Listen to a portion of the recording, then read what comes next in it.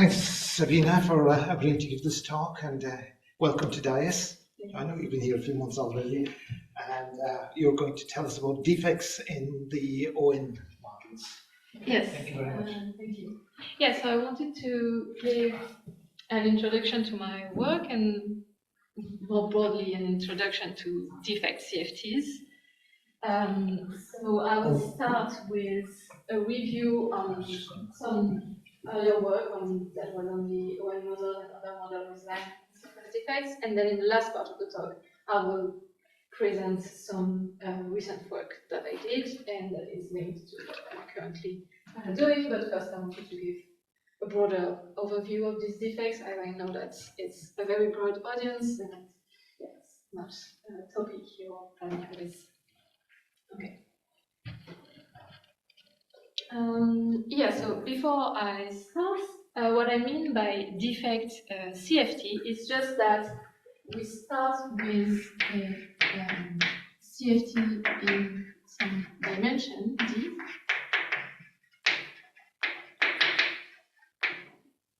dimensions, and then we add some localized interactions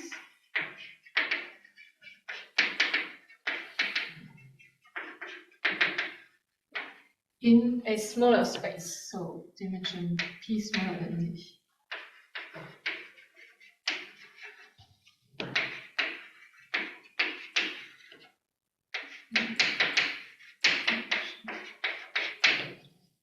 Okay, so that's the setup for all these things, the idea.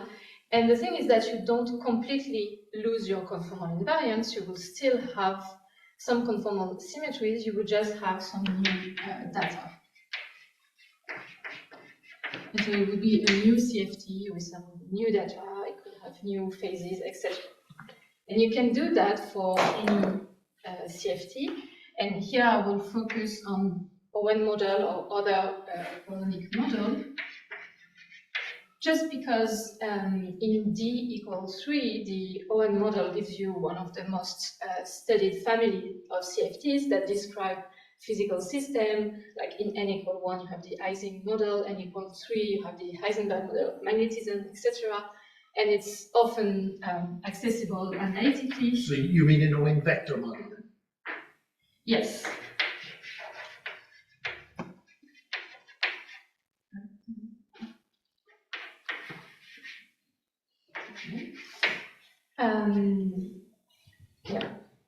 So you can do computation, etc. So that's why I will focus on that, but I will go a bit beyond also the ON model, some other symmetries still bosonic. Okay, so as I said, I will start with line, and progressively we will increase the dimension of the defect. Okay.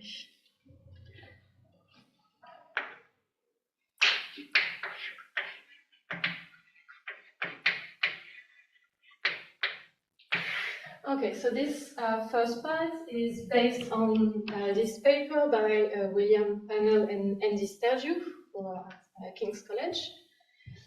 And so this started with something a bit more general than ON. It's what we call multi-scalar. So you have your bulk theory in D dimension here.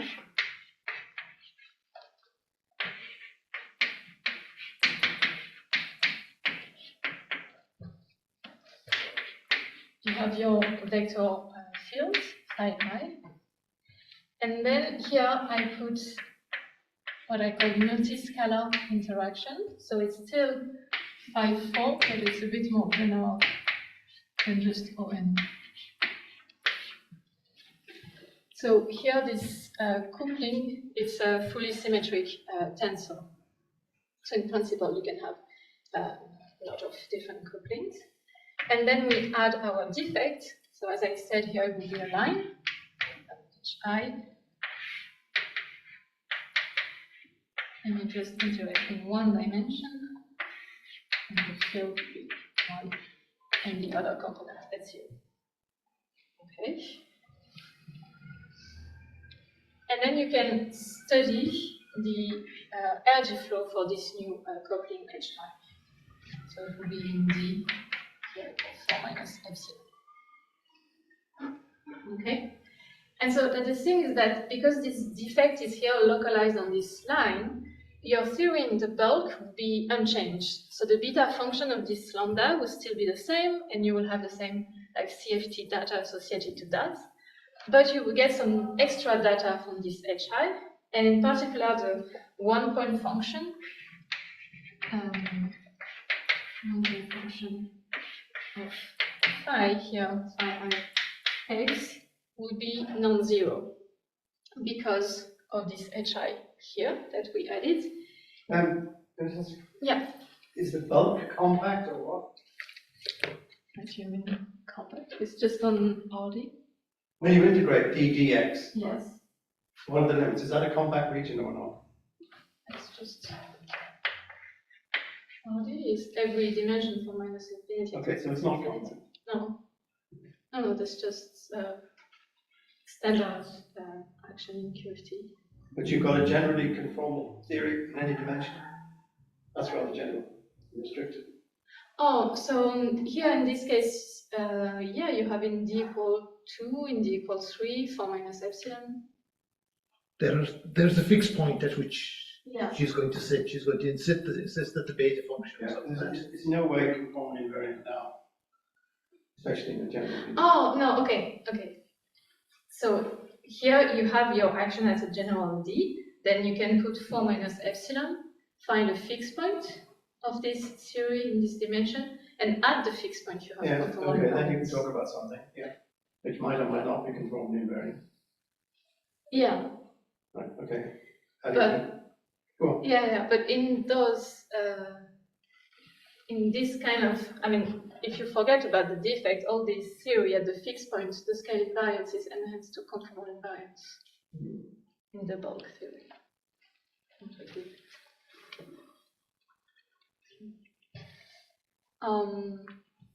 Yeah, so I'm always interested in fixed points, and when I'm talking about a symmetry, I'm talking about the symmetry at the fixed point.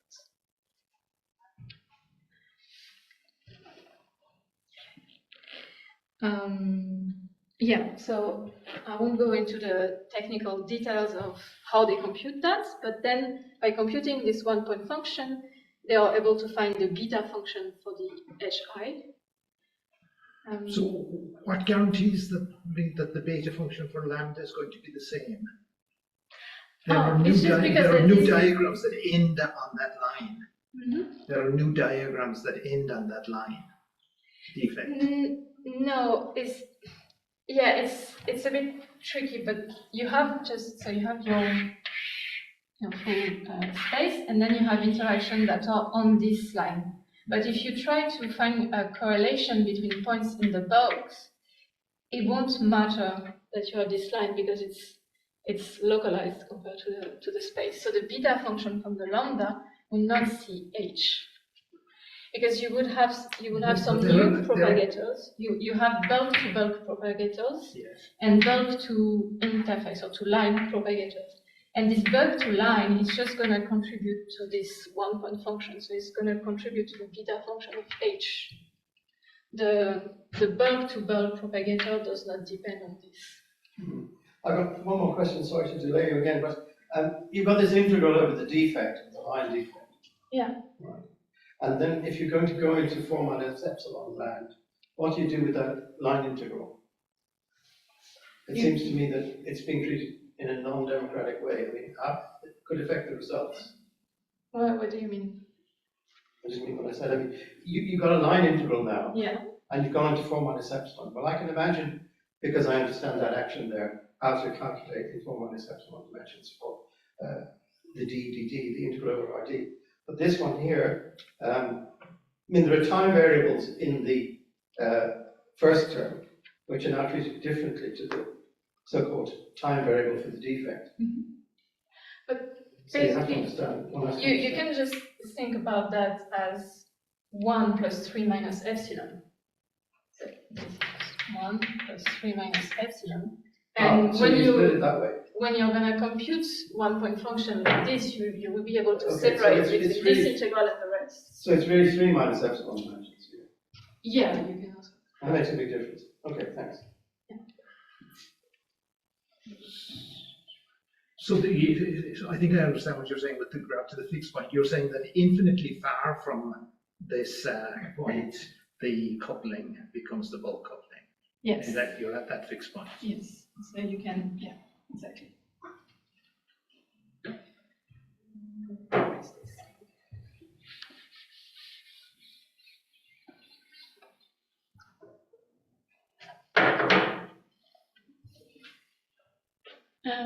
Okay, so what they found at first order, they found the beta function. Okay. Is the notion of beta function fine? Because I'm not sure if everybody here does QFT or something like that. We've all seen it many times. Okay. Not everyone has. So I know some people who also to math. It's good to assume not everybody has. We have a wide enough audience here. Okay. Okay, so they found something like this.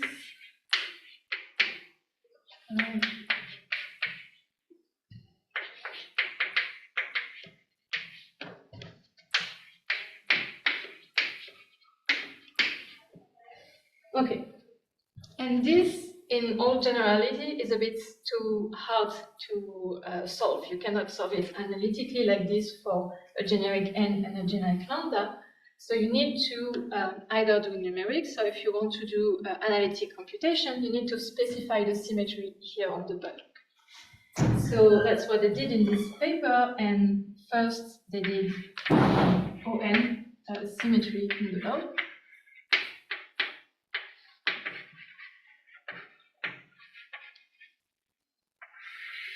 Okay. So to go from there to ON symmetry, you need to specify this coupling, and basically it's just this to go to ON. That is actually.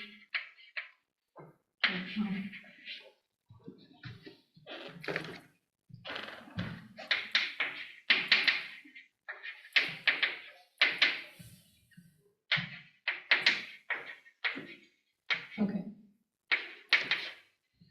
Okay, so if you fix this coupling to have this form, this will change this in just phi I squared, so it's the ON symmetry. And then once you plug this. Okay, flower this here. Sorry? Would be okay, flower this. Well, you probably need to take it off. Yes. Oh, I moved here because This helps. Yeah, this might be better now. It's better, yeah. Okay. Like this. Yeah. Okay, so then you can plug this in the beta function and you will obtain a simplified expression. And then at the fixed point, this lambda star is epsilon for n plus 8. And if you plug this into the beta function, what you find is that you can only fix h squared and not h. N plus 8. Okay. So what that means is that since we fix only h squared, the hi live on a n-1 dimensional sphere. So you've broken On to On-1 by adding these line defects here. And it kind of seems a bit intuitive. You have an On, you put a line, breaks to On-1. Sorry, what is n? How is this the dimension? So this is an n-dimensional vector field. You could have decided that you had phi squared as the operator on that line. No, because if it's a line, you need to have phi to be marginal. Sorry. So it's a dimensional analysis. So if here I need to put a marginal operator to help to here have a beta function, otherwise it's trivial and it can be set to 0. There is a critical point. There is a critical point for if you do phi squared as well. It's very natural. I mean, if I do phi square, if I want this coupling to be marginal at epsilon equals 0, No, this I understand. Yeah. It's the case when the bulk and certain defect can order different values, for instance, or at the same value. There's the same temperature. Denjo, do you mean that the defect is not a line anymore? Sorry? Do you mean a case where the defect is not just a line anymore? I mean, no, it can still be just a line, but it depends on phi I squared. It's a Yeah. natural generalization. If it's phi I squared, you see, it can be, you can think of it as a self-adjoint extension of the Yeah. operator. And there are self-adjoint extensions that give you a phi squared term there. Yeah. So then you're not breaking ON.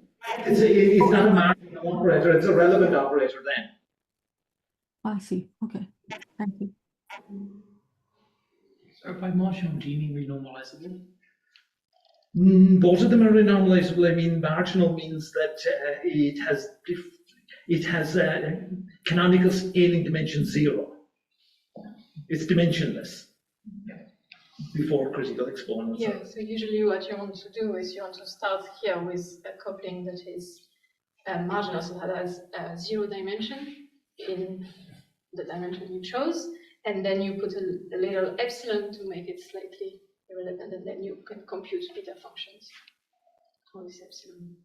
You're just going to consider marginal operators. Yes, yes, so it's always okay, always add margin. You always have the freedom to fine-tune your relevant operator to 0.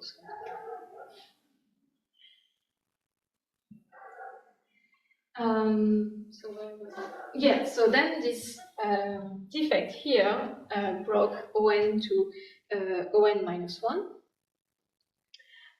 Okay, so that's interesting, but we cannot really get anything else here than ON to ON minus 1. So then what they did was to put something more complicated in the bulk and see how this will be affected by the defect. And so let's go here. Something more complicated in the bulk means it's still ON symmetry. That's what I'm gonna explain now. So I'm doing something more complicated than ON. So it's called hypercubic symmetry. Is it correct, just to make sure I understand, that if your bulk has an ON symmetry, the only way the defect can break it is to an ON minus 1? Yes, yeah. Okay, thank you. At least at leading order. So you could imagine that if you consider higher loops, maybe it can break to something. With a marginal operator. Yes. Yeah. There are relevant operators that can break it. Yeah, In different with a ways. marginal operator. Yeah, of course. But, yeah. So if you had a marginal operator on a line, you only break ON to ON minus 1. Now if I start with a different symmetry in the bulk, so this one is called hypercubic, which is led to n times Sn. And so just basically what you have is 2 interaction terms. So you still have your lambda phi I squared. So that's the ON, but you have an extra term that breaks ON to this symmetry, which is some phi of phi I4. So this model is studied quite a lot by condensed matter physicists because you have some actual physical system ferromagnets that can have this symmetry at this state. And that's the fixed point. Okay. And so for this model, at the fixed point, at the bulk fixed point, they find the beta function like this.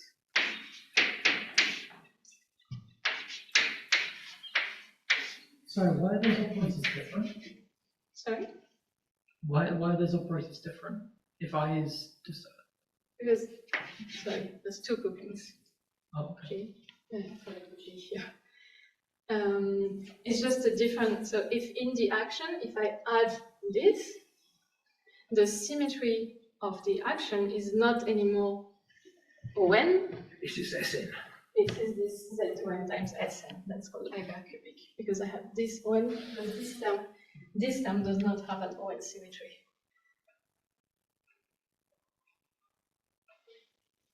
And it's just, this is invariant under ON transformation. This is not. This is invariant under this. I can see that if it was phi dagger phi. These are These real. are real.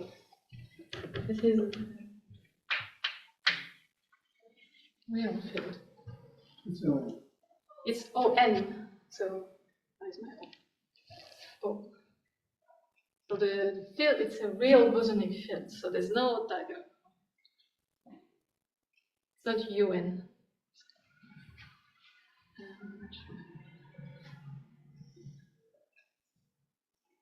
That's fine.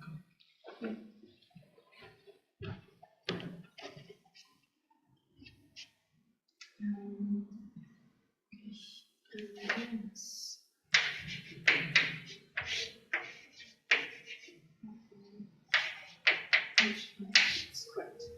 Okay. So now here we have different possible solutions. So you can have a trivial solution where all the H are 0, or you can have PHI being non-zero and equal. With the same square value, so you can have different.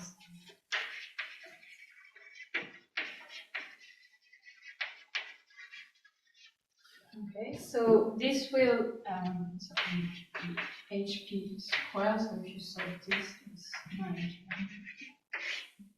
But you should tell us a little bit about the fixed points in the bulk for this because it's quite different. Oh yeah, sorry, I can write that down. So yeah, so if you put this in the bulk, you have different fixed points. You can have a trivial fixed point. You can have a fixed point where this G will be 0, but then it's just the ON fixed point. So it's not very interesting. And then you have the cubic, the one that is truly cubic, the hypercubic, which would be lambda equals 2.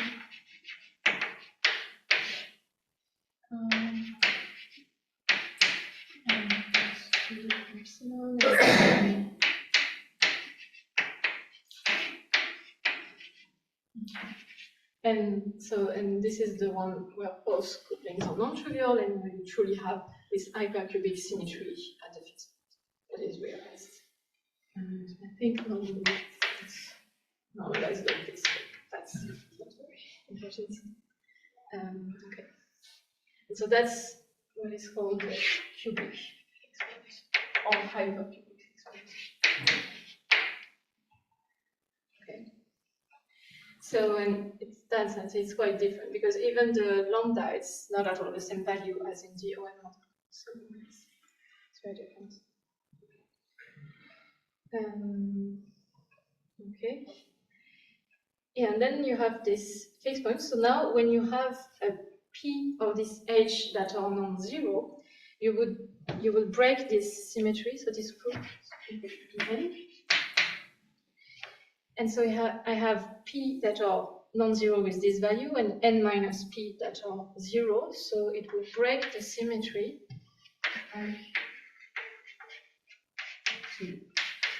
This hypercubic group with N minus P, because I have N minus P that are non-zero, times just simple SP symmetry for the rest. Okay. And then depending on the value of N, this can be just a long group, is your group. So, for example, in N equals 3,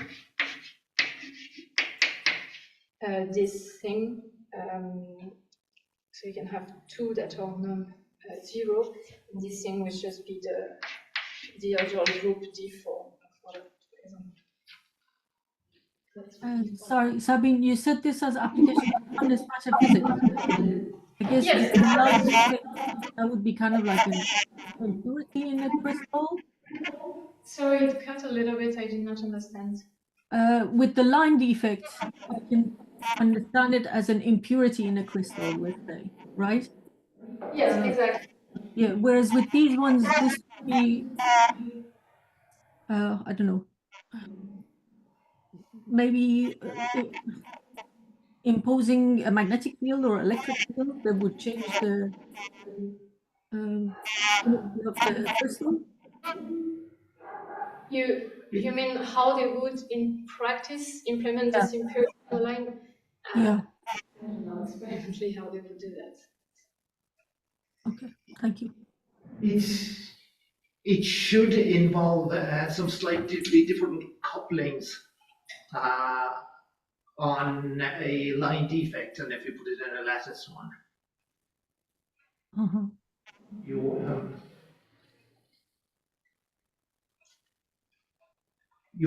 have not you have a linear term in terms of spins. Yeah. It looks like a constant current.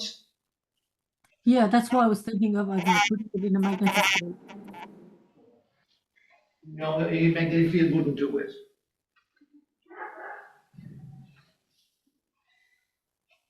You can do it on a lattice by putting a line of fixed, non-fluctuating spins that the spin can couple to. Okay. Yeah, so I'm not sure how exactly they will implement this experimentally, but this but this could be really useful for them because, so you see, if I start with ON, I can only break to ON minus 1. If I start with this hypercubic, I can get something complicated like this dihedral group of order 4. So I missed what specifies P. You have fixed point for all value of P. So if n equals 3, I have one fixed point for p equal 1 and one for p equal 2. So if I want to solve this, you see I have n equations like this. All equations have hi equals 0 as a solution. And they all have also a solution of this, where this hi square is given by just by inverting this equation. And I can say if I have a p that are non-zero, just solving this. If I have p that are non-zero, I know that all this hi square would be equal because they satisfy the same equation. So this I square, because this is just the sum, this is hi. So this would just be p times hi square. So I can just, because here I have a sum. Oh, I see. Yes, I see. Yeah. Okay. So you can just solve like this, and here if I have just one that is not 0, it's not going to be the same solution as if I have 2, etc. That's how. Yes, you can do that, of course. So for n equals 3, I have 4 solutions. I can have all 0, 1 non-zero, 2 non-zero, 3 non-zero, if you wish. And they will all break this BN group to a different group. Yes, so your source is there's a fixed point for the source for M, and you can dial it up in the different n directions so that you break the SN. Yes. Yeah. Yes. Okay. Mm-hmm. And so I was trying to explain why that is interesting for condensed matter experimentalists. It's because when n equals 3, those models are actually physical models. So the O cube is the Heisenberg model of magnetism, and this is also a ferromagnetic model. Yes. But the thing is that without any defect, they are very hard to distinguish because their critical exponents are almost equal. So experimentally, it's very difficult when you measure. And this could allow you to differentiate them without measuring any critical exponent. Because if you're not sure in what symmetry your system is, you could add this line defect, so how you add it, but you add this line defect and then you look at what is the new symmetry of your model. If the new symmetry is ON minus 1, then you started in ON. But if your new symmetry is something like a dihedral group, then you started with the hypercubic symmetry. So that could be a way to find the universality class of your magnet of your system without having to precisely measure critical exponents. But to get a D4, is there only one way? Sorry? So you're saying if you introduce a defect and then observe a D4 symmetry, then you will know that it's from a certain symmetry. Is that a one-to-one correspondence? Is it only one way of getting a D4 symmetry? That's a good question. I cannot say for certain that you could not get D4 in another way, but you could not get it from the ON, that's for sure. At least you would know it's not in the ON. But you could also do both. You could compute the critical exponents, and then if you see that with the value you get, it's very close to the critical exponent of ON and hypercubic, this will allow you to say for sure which one of the two it is, because there are maybe other symmetries that could lead to D4, but then they would have very different critical exponents to these two symmetries. Thank you.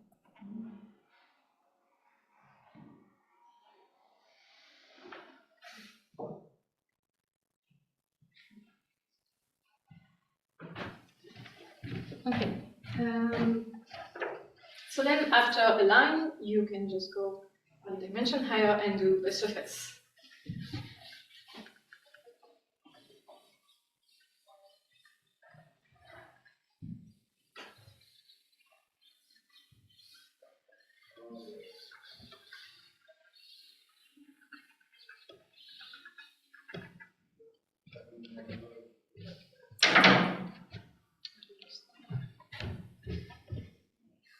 Okay. So now this is based on the two papers I wrote there from last year.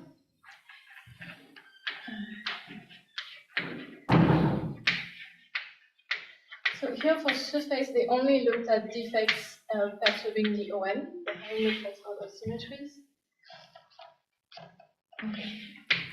So it's very similar setup. You have 3 dimensions here.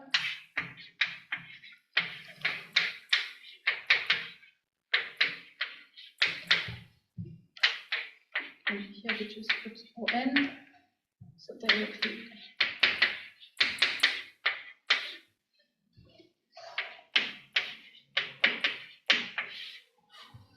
And then it's surface, so D2, and I. Okay. So it's very the same idea, except that now it's 2-dimensional here. And again, since I want this coupling to be marginal, I need to count. And for this to be dimensionless, I need to put 5 square here on the surface defect. Okay. So this setup was studied first by condensed matter theorists without this RG expansion. They just did strictly large L at D equals 3. And they found some new faces, and especially they found one that breaks ON to ON minus 1. But you can also see it from the RG flow like I did with the line. Okay. So here with this defect, now for the line we had the 1-point function of phi that was non-zero. Here it's going to be the 1-point function of phi square that's going to be non-zero, and that will give you new CFT data and allows you to compute the beta function for this H. And, okay.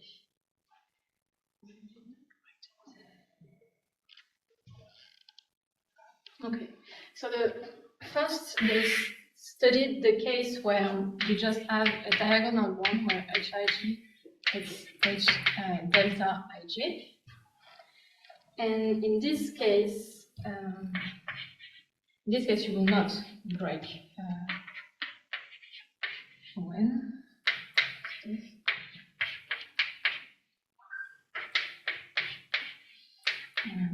Something like this. Okay. And this one will allow you to conserve ON, something like H star. Okay. So the only way to break ON would be to have different edge here. So you have here, since this is a symmetric matrix, I can always diagonalize it. So it's always going to be something like this, but I can have different eigenvalues. So the beta function will be a bit ugly for the generic HIG, so I'm not going to write it. But what happens is exactly the same as what happens here. So you have a diagonal matrix with different eigenvalues on the diagonal, but they all satisfy the same equation. So you can have a certain number that are non-zero, but they are going to be equal. So basically what they found is that you can have a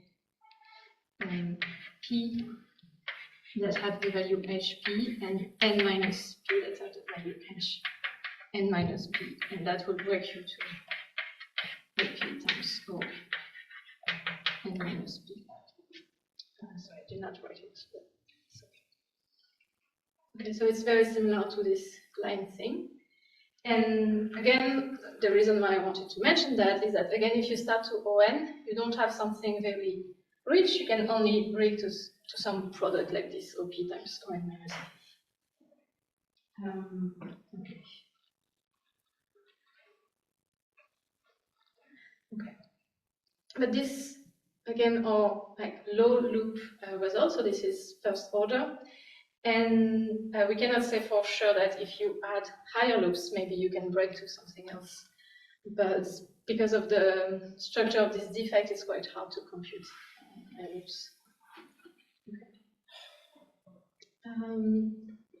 Yeah, and here for this, in these two papers, they only did with ON in the bulk.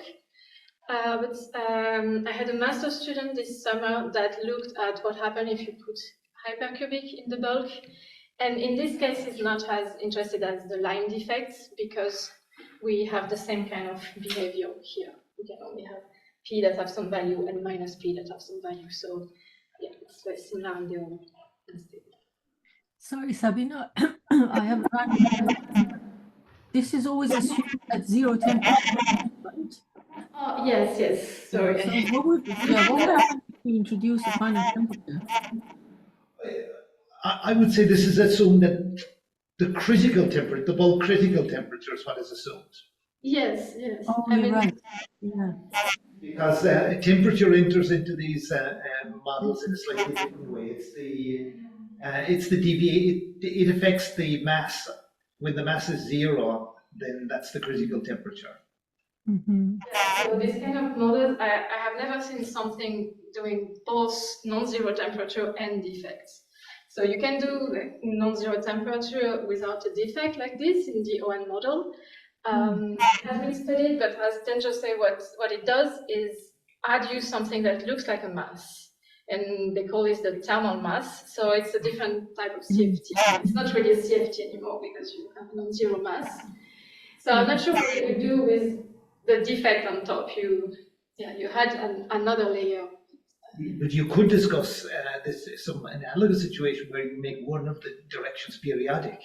Yes, that could be that could be done. But yeah, so it's a bit also different point of view because if you add some sort of defect with some periodic condition, it could be a little bit similar as to add a finite temperature, because depending on how you write your model, you can interpret here finite temperature also as finite size. So then it would be a bit similar as putting a defect. So it's, yeah, that would be interplay. Yeah, why not? Involved. Thank you. Did you study this on the lattice? Maybe I don't know why. Maybe it's.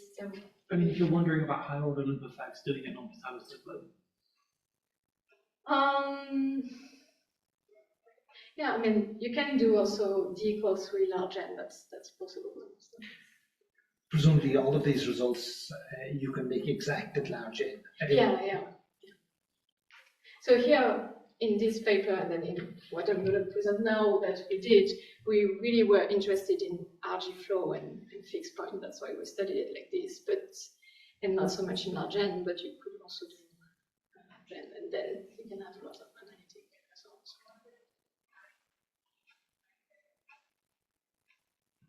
So I went a bit fast on the surface because already more than half over the time I still have the last part. Do you have questions on these two parts before I start my more recent work?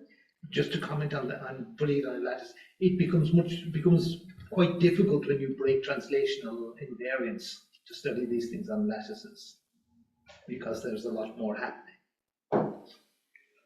Is that a general statement about lattice?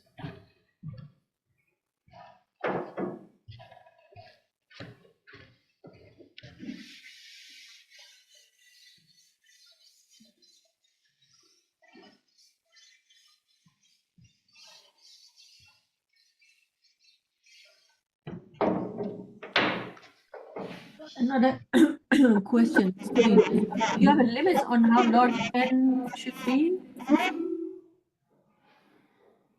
For large N or in general? For large n. So what I mean is that maybe application is to break an ON. I'm not sure, because usually when we do large N in this model, it's really strictly large N. It's N equal to infinity.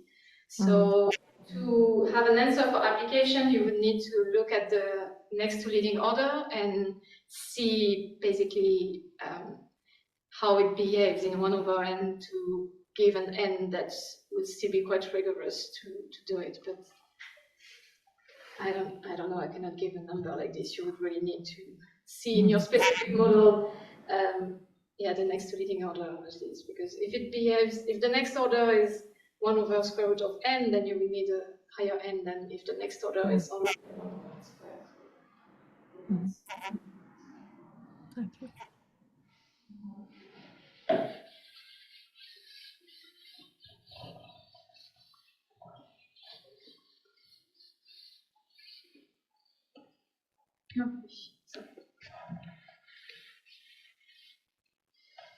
So now we go to interfaces.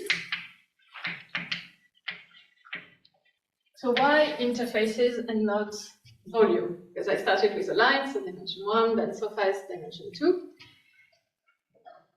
And it's just because if I were to put the defects at dimension 3, and then study the bulk as 4 minus epsilon, if you want to start going to epsilon to 1, the bulk and the defect will have the same dimension. So that's not really possible. I mean, it would not be a defect anymore. So here,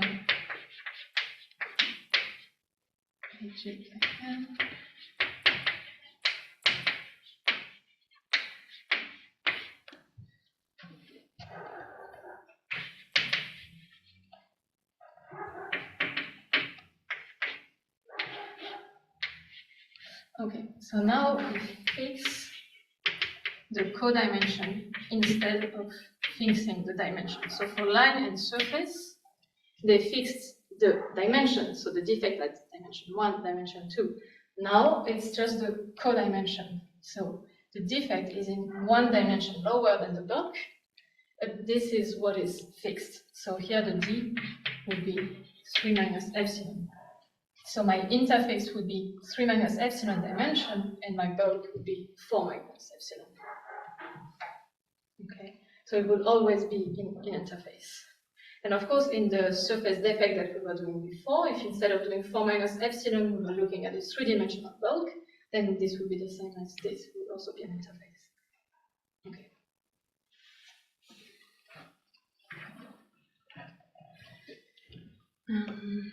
Okay. So then again, this bulk is going to be unchanged, and we can compute beta function for this H. And here we can just compute the 3-point function for this field, and that will give you the beta function for H. So, okay.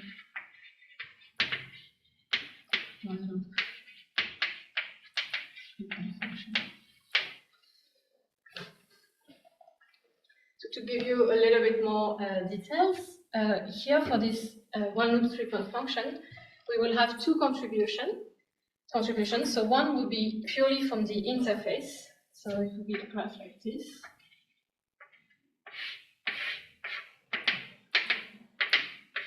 So here it's only H everywhere. That's a pure interface.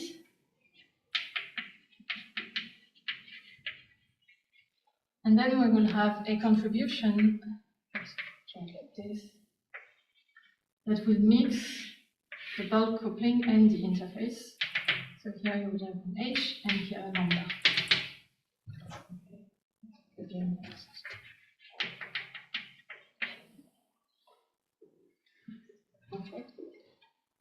So in one loop, these are the only two possible graphs contributing to the 3-point function.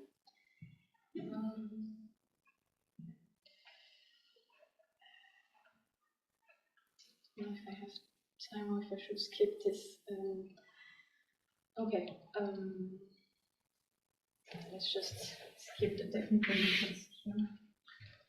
If your defect is in an arbitrary d dimensions, wouldn't you need d phi's in order to make it marginal, the operator marginal? No. Okay. It's just that you start with the bulk. You want to be marginal on the bulk.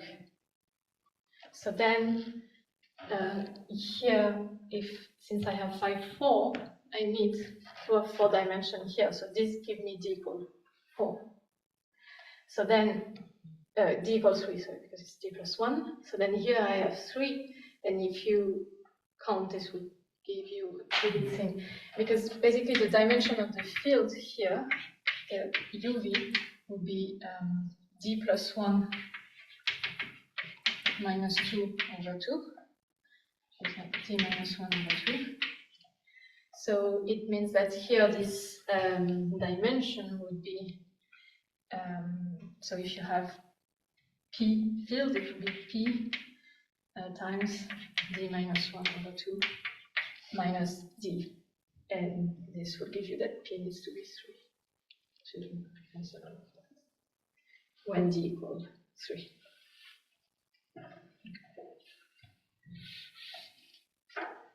But when you have interfaces like this, you have a bit more freedom, because you could say, oh, instead of 4 fields here, I can put 6 fields. And in this case, the bulk would be critical for 3 dimensions. So here, d equals 2. And then here you will need something, I think, you will need 5, 4 in this case. But, yeah. And then you can do different things. I think if you put 8, then here you will have something non-integer, and yeah.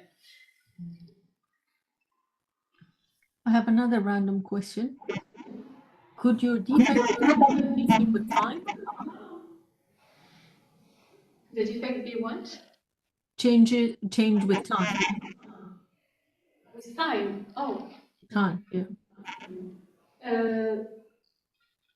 What do you mean with time? So Like it's not just a spatial defect. As time goes by, it changes from it. You want to put in a sine function, which is positive on one side and positive with a reflection. Yeah.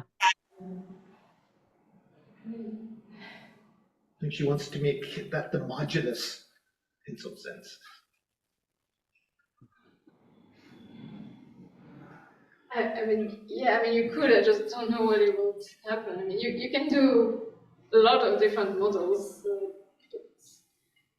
Sorry, I'm thinking of application with condensed matter physics. You could have a system, a ferromagnet that loses its properties over time. So there might be time dependence defects.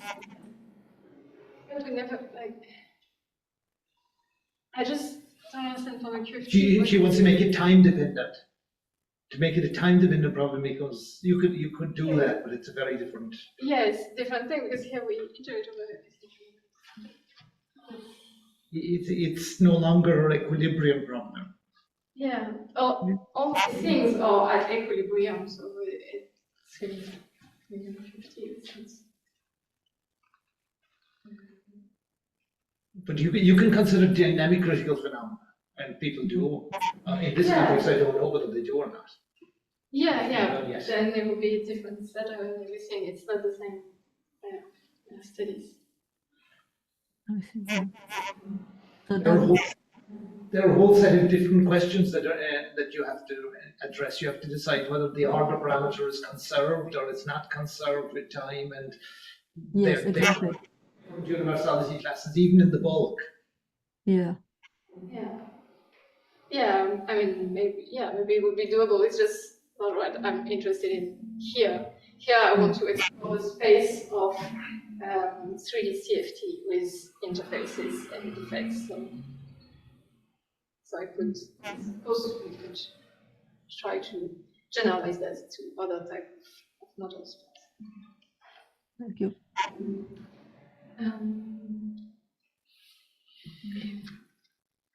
So then we were able to compute the amplitude of this graph, and the beta function in all generality has this form. Okay.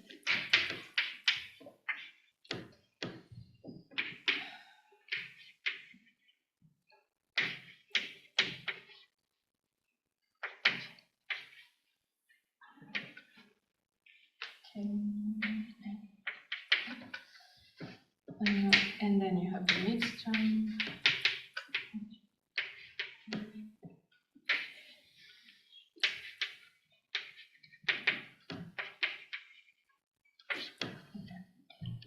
So here is what I mean plus permutation, that here I have the external points ijk. I can do the same with ikj and jk and I, just to make it symmetric in jk. Okay, and again, in all generality, we cannot solve this like this, so we need to either specify a small n and then do some numerics. I mean, that's very small n, you can also do analytically. Or to do it for generic n, we need to specify some symmetry, either in the bulk or both in the bulk and on the defect. So I will just give you a little bit of overview of what we could do analytically, and then a bit of an overview of the numeric results we got. Okay. So analytically, we could look at the free bulk. So if I just take this lambda to be 0, then I only have these two terms. And then I can specify a symmetry for the interface. So we could do ON minus 1. Okay. Yeah, but with ON minus 1, we only have unstable fixed points, except for the trivial one. Okay. Then one that was a bit interesting was Sn plus 1 on the interface. So this is sometimes called also hypertetrahedral. It's like the symmetry of n plus 1.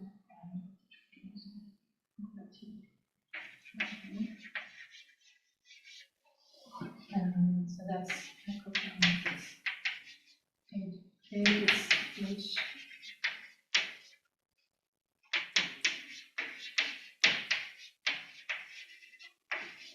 Where this E I alpha, they represent the n plus 1 vertices of an n-dimensional tetrahedron. That's why it's called hypertetrahedral symmetry. So you have some rules on how they transform. And so this one was interesting because we could solve analytically. So it was something like h squared equals minus 2 epsilon n plus 1 n minus 2. And this would be real for n smaller than 2. So It's only basically n equal 1 that we have something real. And then we could also do the one where we found something unitary and stable was SUN on the interface with the small n, yeah, big x is -1. So here we found a stable interface. So that's for the free bulk, but maybe it's more interesting to put. Sorry, just can you explain the HIJK a little? You want I more can't- details on the teacher? I'm having difficulty On this one? yes, sure. imagining what it's telling me. There's a residual symmetry, which is permutation symmetry on the IJK. So, yes, so you have the sum over alpha of EI alpha, which is 0. Okay. So alpha, this alpha goes from 1 to n plus 1, and the I is the same as here, so it goes from 1 to n. Okay. Then you have sum over alpha, EI alpha, EJ, it's delta IJ. And the sum over the other is minus 1 over n plus 1. So this n plus 1 vector, they give the locations of the n plus 1 vertices of an n-dimensional tetrahedron. So this is, it's EI alpha beta, it's delta minus that, and so it's just -1 over n plus 1 if they're not equal, and it's 1 minus that if they are. Yeah. Okay. So that's just a more normalization choice. Yeah. And that's Yeah, that.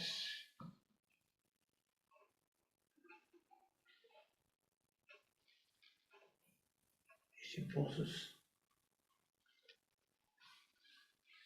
imposes some discrete symmetry on the HIJK. Yeah. Can you do it? What is that residual to symmetry? HIJK is the SN, this SN. It's SN plus 1. Yes. Okay, all right. Yes. Yeah. Okay. SN plus 1.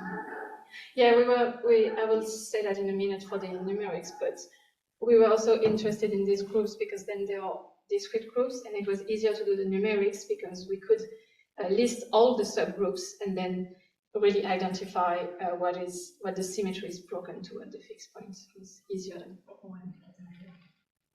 I will come to that in a minute. I just wanted to mention the cases where we were able to do analytic computations. Okay. Also do analytics for the ON bulk.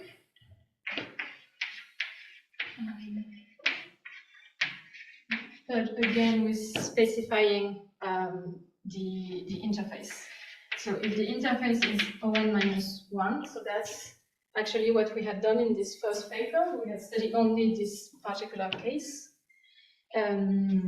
Here we found real fixed points, but they are unstable. So, fixed points, unstable. And so that's a bit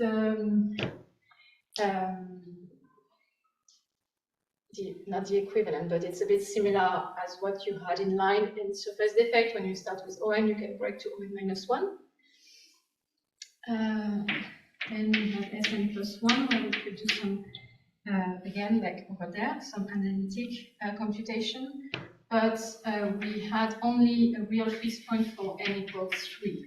Otherwise, they were non-unitary. So it was something like that behave like square root of epsilon, which was fine.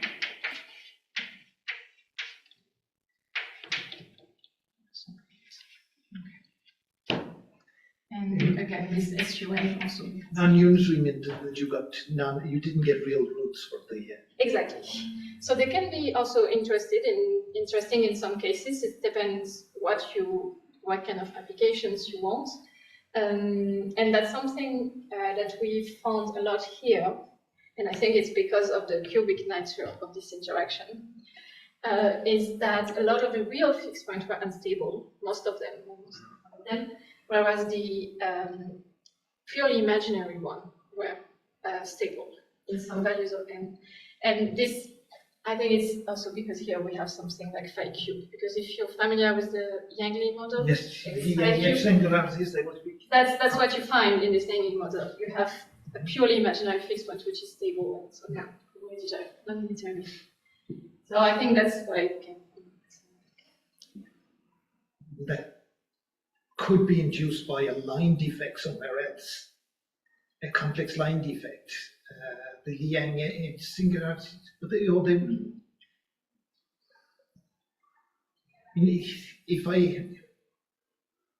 if it was in the bulk and I put in a linear term, I can trade it off for a cubic term.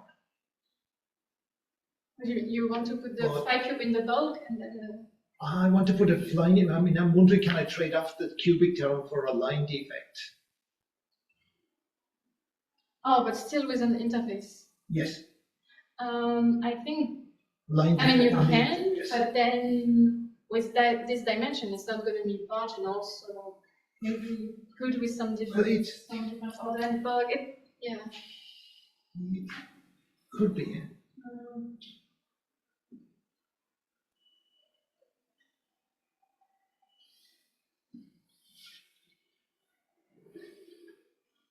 Yeah, I'm not sure. So you want to put a linear defect, so only one phi. Yes. Now, when I shift my fields, I should get a cubic interaction. But I mean, I won't get the three indices, so I won't be able to do it. Yeah, I think also the reason why it's interesting to have something with three fields here is that really you have like a tensor here, not just a vector or matrix, and so you can have much more symmetries, much more breaking. That's what stopped you with the line or with this, or especially with the surface, because you only have this symmetry that could be diagonalized. You were always breaking to like some kind of product, or p times O n minus p. So that's also why we wanted this cubic here, because this can lead to a lot like more variety, like richer space of symmetries.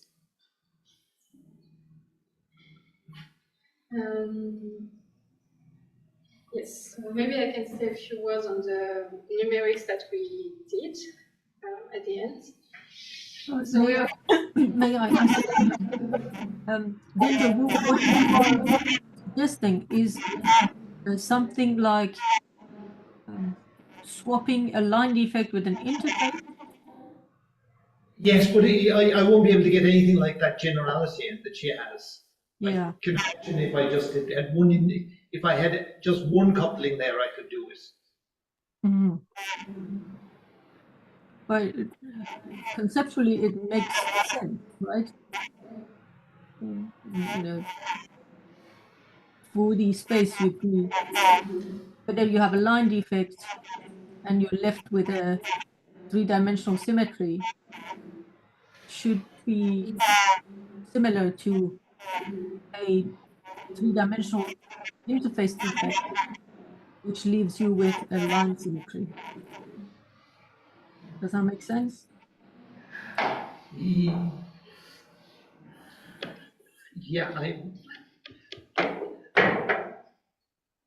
it's along those lines I was thinking originally, but I don't see how you would get that generality that she's looking for. Yeah. I have another question, if I may. Yeah, sure. Could the defect change the properties of the bulk? Again, so the reason I keep asking these questions is because the systems I'm interested in the early universe, you have symmetries and topological defects and things like that, but they can evolve with time. So, for example, a line defect, I would call a cosmic string, could decay or annihilate. So I'm keen to see if you have a defect that leaks, for lack of a better word, into the bulk. I think you would, if you want to model that, you would need to start with a slightly different setup, because really the way I wrote it was specifically so that the bulk would be unchanged by this defect. And the way we compute, so like in the bulk, this 4-point function are computed like far from the defect, and the defect is localized, so it's not affected. So I think if you want to do this, it would be a bit different, maybe close to the defect, and it would depend on the distance of the defect. I'm not sure, but you would need really a different setup to modelize that. I don't think you with a setup like this, you really need to change it.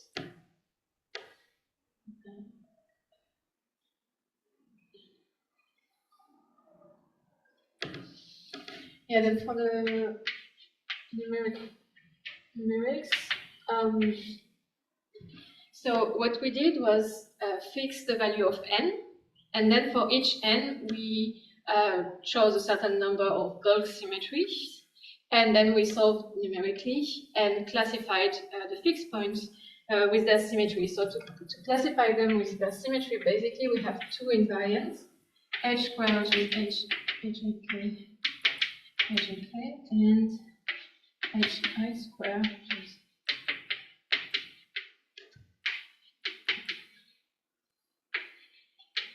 So these are two ON invariants, and if you have fixed points that have the same h squared and ha squared, they have the same symmetry. So this is just some group theories. And so we were able to classify the fixed points like this, and then we have, so I'm not going to write everything here, but we have big tables with all the different symmetry groups that you can draw to. So for small n, we could look at actually at all the possible bulk. Basically, n equal 2, you have only 3, you can have decoupled Ising, or decoupled Ising times 3 or 2. And these two will give you also decoupled symmetry on the interface. So what is the word? Sorry?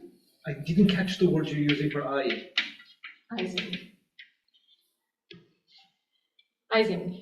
Ising, yeah, but you said decoupled? Decoupled, yeah. Decoupled. Yes. Okay. So I just mean that, so n equal 2 instead of, so I will have something like 5, 1, 4 plus 5, 2, 4 with some different properties. Yeah. And there are no coupling between them. Yeah, so that's decoupled. Or you can have an Ising and 3 or an O2.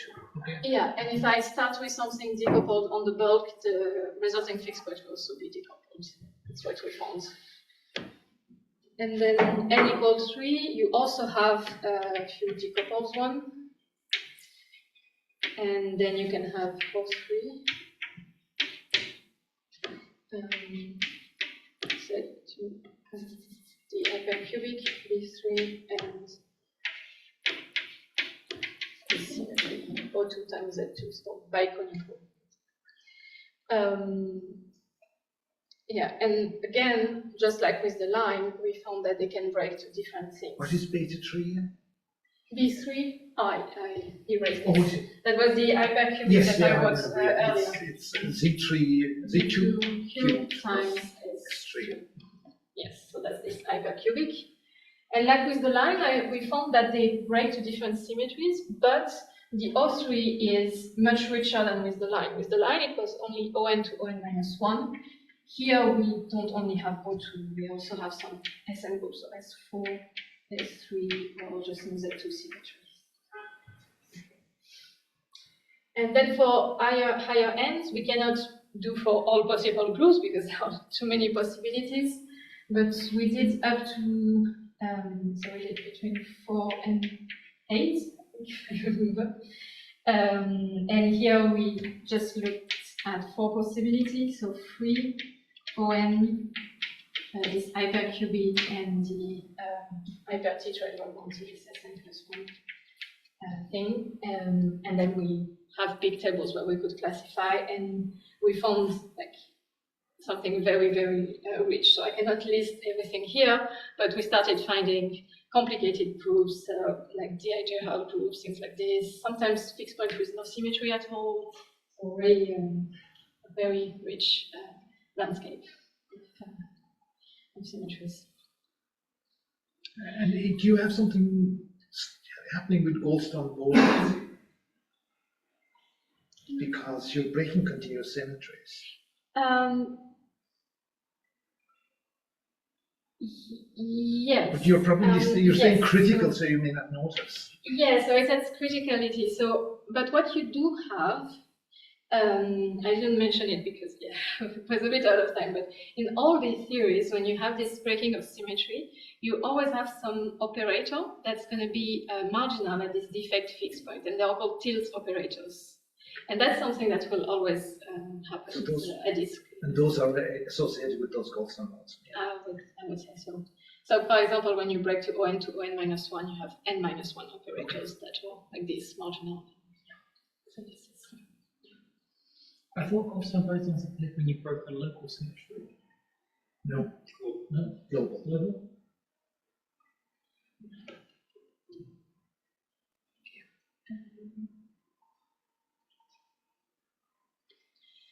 Okay, so I'm already over time, so You're relaxed about that. How numerically expensive is doing all of this? So I'm not sure of the exact thing, but so it was William that ran this on the computer server of King's College, and I think it was not more than a day or something like that for the very big ends. So, and equal 2, 3, you can do it on your computer, and then you had to do it on this. Where is the numerics coming in? What you've described is very theoretical, so. Oh, so when I have,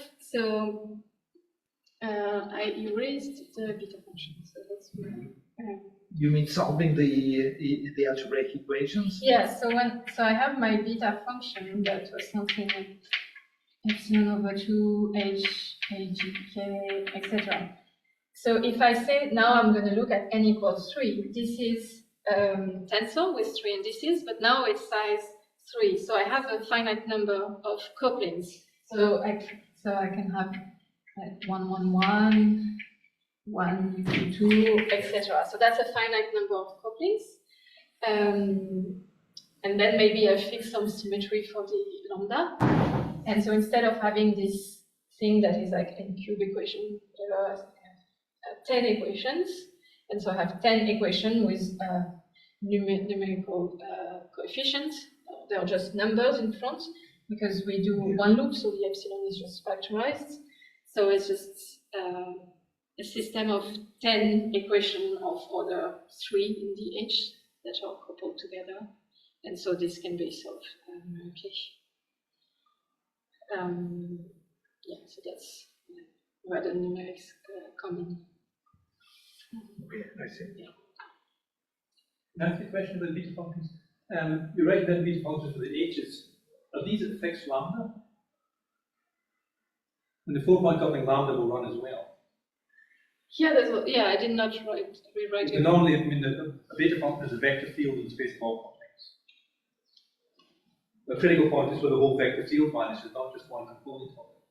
Yes. So are you fixing lambda here, or are you like lambda? Yeah. So you could solve them at the same time, but because the bulk theory is not affected by the defects, you can just say that this is at the fixed point. So you put this lambda at the fixed point of the theory you chose, whether it's ON, 3, whatever, and then you solve the beta function for all the H. So it's something to do with different running in the bulk and in the interfaces, aren't they? Yeah, because the beta function of lambda depends only on lambda. It does not depend on the H. So you can just solve it independently. If you want, you have a triangular system. So you have a special value of lambda. Yeah, so the beta function for lambda depends only on lambda, and this ones depend on both H and lambda. So you can solve the first one independently and then all the others. So, yeah. I think I wanted to conclude.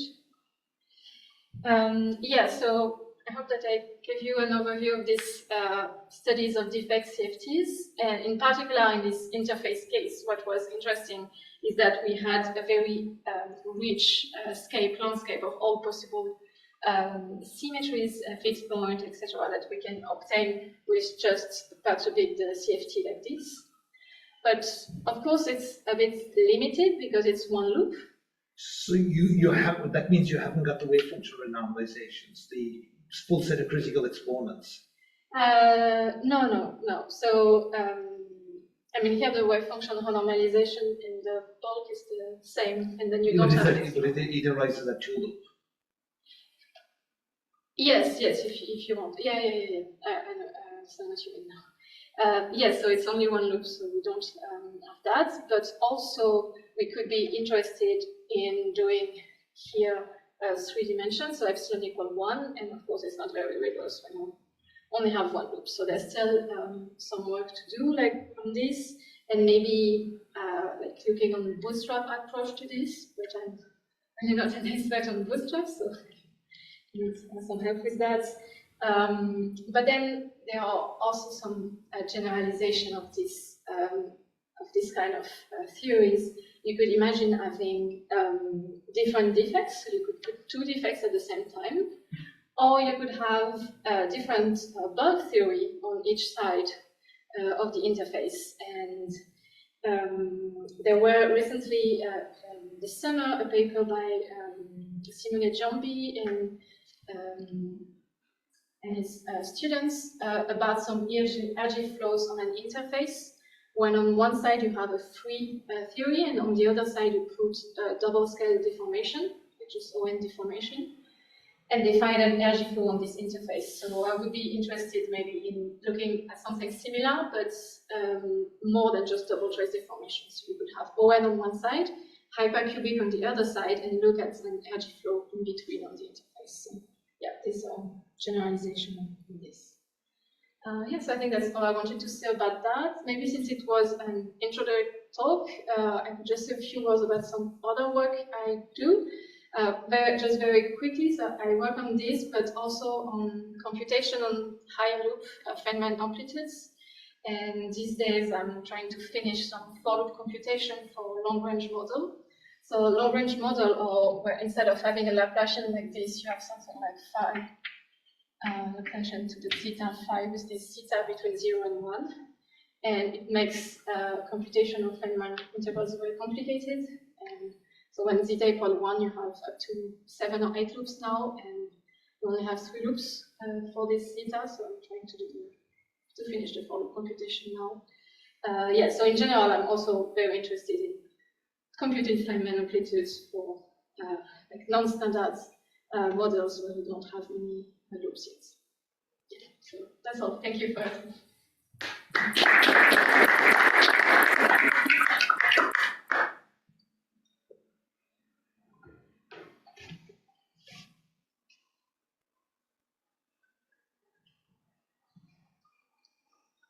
Questions?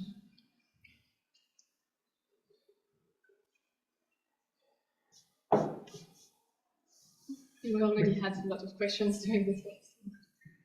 You have enough generality here to consider a matrix model with your lambda. Yeah, you could, yeah, of course. The only issue in a sense is that it would be a bit harder to solve here, so I think the numerics would be heavier. But yeah, of course, you could put a matrix instead of phi. You could put a matrix field or even a tensor field.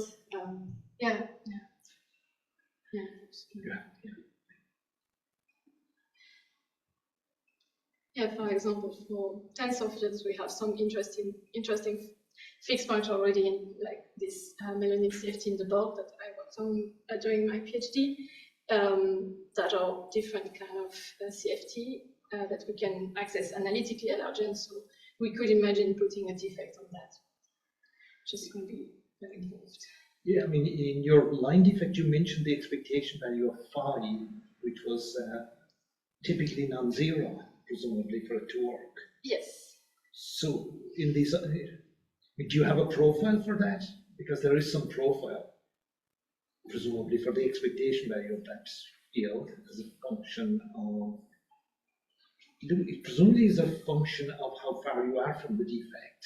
Yes, yes, exactly. So I mean, in the paper of the line effect, they have the expression for this expression. So that you, Yeah, because that's how they compute the beta function. So they compute the expectation value of this phi I that is non-zero with a defect, so it will depend on the defect coupling and on x, which would be the distance to the defect, and then they just do some normalization to like make it finite, and that's how it's finite. there are also profiles for all of these other ones, depending on how far you are from the defect. Yeah, so for surface, they also computed it like computing the 1-point function of the phi square. Yes. And here you could also say, to compute the beta function, I want to make finite the 1-point function of phi cube. And you compute the 1-point function of phi cube in presence of the defect. It's just that somehow the computation of that is very complicated, and we were not able to compute the amplitudes at one loop. And it was easier to compute the 3-point function of phi and not the 1-point function of phi cube. Okay. So in this case, we don't have it, but in surface and name, they have the expression of this expectation value of this 1-point function. So what is the value of the field? What value does it take on the defect? It must diverge on the defect. The field itself. Well, maybe not. The field has a dimension, so if it's conformally invariant, it's very hard to see anything other than two values, 0 or infinity, Yeah, being invariant. sure, yeah. So I presume it diverges on the defect. Yeah, I'm sorry, I'm not sure.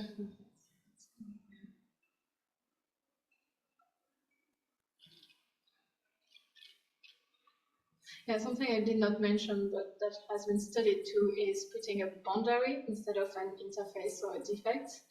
And then you have an extra layer, because with the boundary you need some boundary conditions, and then it's quite different. So Yeah, I mean, there's a lot of work. and you find different kind of fixed points, etc. You have to be more careful. But it has been studied too.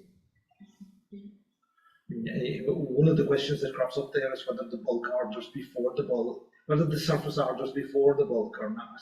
So is there a similar phenomenon here, whether the defect orders before the bulk or not? Or can you make, or you're sitting on it where the two of them are ordering together, I think, but Yeah. in general it looks like there could be more happening.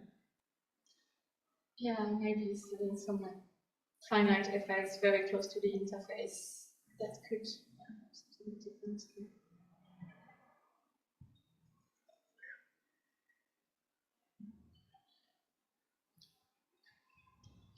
If there are other questions, well, I can just stop the recording and you can continue to ask your questions. Well, thanks again.